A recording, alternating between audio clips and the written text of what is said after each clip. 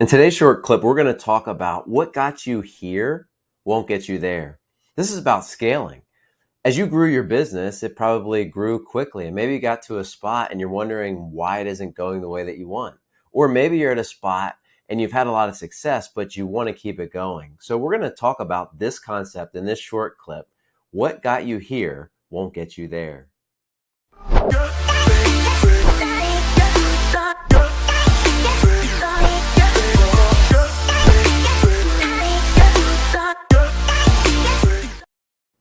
Wow, this is a good one. What got you here won't get you there. Powerful. What does that mean to you? When you think about that, what does that mean? How does that relate to your business? It's a pretty powerful statement. And, as you've been doing business, this may resonate. Hi, my name's Seth Lewis. I'm the Blue Collar Business Coach, and my goal is to help you rethink business and create change so that you can live your ideal business and personal life. If you like my content and tips, I would ask that you subscribe to my channel so you always get the latest content. I'll cover topics if you want me to cover them. Just put in the chat and ask questions, and I'll look to cover those specific areas or topics so you can learn and I can share the knowledge with everybody. But let's dive into it. What does this statement mean? What got you here won't get you there.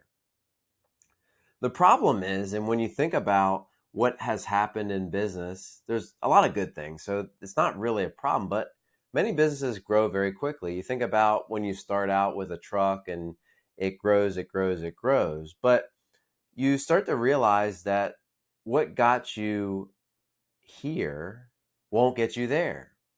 The way that you function when you first started is different. If you think about you had a tablet, maybe some of you still have a yellow tablet in your truck and you write everything down. That got you here, but it's not going to get you there. So if you're still on the yellow tablet, that may keep you here. So the idea is, and you can relate to this wherever you are, whether you're just a one-person operation or you have 10 people and you want to get to 20, or you have 50 and you want to get to 100. What got you here is not going to get you there. So we have to be able to identify what got you here, appreciate it, celebrate it. It's an exciting time. Your journey is important. And just a little segue into this, I would make sure that you share your journey as a part of your sales pitch. When you're talking to people and you're sharing what you do, I would make sure that you share that journey because that's a part of who you are. That's how you became successful. It's your owner's story. It's your story of how you got there. So that's important. So don't downplay that. But what got you here won't get you there. Again, I'm going to say this a lot and it's going to sound on repeat a little bit, but I really want you to think about what is going on here. So you've grown. And when you were one person or you were a couple people, you were able to make profits. But when you got to that next level and had to add more people, all of a sudden things happened. Maybe you had a workman's comp claim. Maybe you just weren't sure how to manage a bigger staff. And then you watched all your profits and different things just fall apart. So what's actually happening when that happens in your business? And I really want you to relate this to what you've experienced. Think about the challenges that you've had. Think about the ups and downs of business. Business is very rewarding, but it's very challenging. It's not for everybody. It's not for the faint of heart.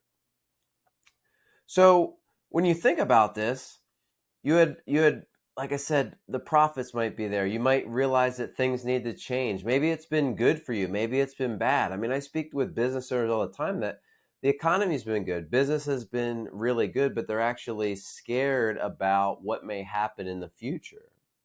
Are they set up the right way? Did they make the right moves? Were they actually using every penny that they made during hay season? And now when it's a famine, they don't have the money. So they got to think about trimming back. So what got you here won't get you there. The truth is there's a cycle that happens. It's frequently, when you look about business, there's always growth and there's always some challenges. We know that. But what happens as business grows, you kind of get maxed out. You kind of get stuck in one area. And I can think back to one of my service companies where I continued to have this reoccurring challenge. I continued to get to a certain revenue, and then the wheels seemed to fall off the bus. And I couldn't figure out what was going on initially until I realized that I was trying to work in a frame. And I'm going to give a weird analogy. It's going to be a little bit goofy, but I want you to think about an animal. And I want you to think about if you are a dog or a bear. You pick your animal. So let's say a bear. If you're a bear, you have a frame and you have a body. That is your operating system. That's how you function inside your company. But let's say you want to become an elephant. Why an elephant? I don't know. Pick an animal that you like. Maybe it's something that's bigger. But you have to change that framework. You have to change that body. You can work as hard as you want. But if your framework is set up to be a bear, that's all you'll ever be. Now, some people are happy being a bear. But if you really want to grow to be an elephant, if that's what your goal is in business, you have to frame out your business and set it up to be an elephant. The framework has to allow you to be able to expand, to grow. And as long as you have a shell of a bear, that's all you'll be. So I want you to examine what your shell is. And how do you do that? Well, it's a great question. There's a couple things that you can do to do this, and I just want to give some simple tips and ways to look at this. The first thing you can do is look at and say, identify bottlenecks in your system or process. Because if you have a bottleneck in your system or process, that's probably going to tell you that's what that frame is. That's holding you to this point. That is limiting your growth. So if you're a bear, if you're a dog, if you're a cat, I don't know, pick your animal, whatever you want, that's where it's going to hold you. That's all your growth potential is. So no matter what adjustments you make in that framework, that's your limiting thing. You'll always be that. What does that mean? So we're speaking in animals, which again, it might be silly, but that's your revenue. That's that $100,000 that you can't break through. The 500, the million, the 5 million, the 10, the 50 million. If you want to be a $100 million company and you're stuck at 50 million, this is that framework. What does it take to get those processes and free it up? So the first thing is identify bottlenecks, systems, and processes. What the heck is going on? The second thing that I want you to do is evaluate the capacity and the margin of the people. One, yes, I'm assuming you have the right people in the right seats. That's a whole nother topic that we'll talk about. But the people that are working, what is their capacity and the margin of the people? So margin means, can they take on more? Is everybody maxed out? If everybody's maxed out, then it's going to be tough for you to grow. So the idea is to be able to create a system that has some margin. People have to have a flow to be able to do more. This is raising that ceiling. So if everybody's maxed out, imagine if you put a process in place that gives them more time. Let's say on a 40-hour work week, you cut it back to 10 hours. So you have 10 hours of time by implementing a process that allows your organization to grow. So what if you created 10 hours or 5 hours for every person in your organization? That would allow you to take more work or have them do something more impactful. So it's evaluating the margin of the people. Maybe you're tying that process to it. You're identifying bottlenecks. So number 3, you're going to look at creating systems and processes that allow people to thrive. So if we realize that people are maxed out and they're at capacity, there's no way that we can grow. So we got to do something. This is how you change the body. The body is growing. You're actually growing into a different animal, which is, again, an interesting analogy, but you have to build that framework. You have to get capacity. You have to change and morph your body so that you can grow to this other organization. You have to be able to identify that. So you're going to create systems and processes that allow these people to thrive. The fourth thing that I want you to do is make sure everybody has clear deliverables. Most organizations, if I ask the people, if I ask the owners, if I ask you, do your people know what to do? They have clear deliverables. You say yes. Or you say, I think they know. They're pretty good. When I ask them, it's the furthest from the truth. They have no idea. It's almost comical because you think they're doing this, and you wonder why there's not alignment and all the things that come with that. Money in the bank, freedom, flexibility, financial freedom, all of that. So clear deliverables are important in this whole thing. And then the fifth area that I want to look at is, what is your overall system and experience like?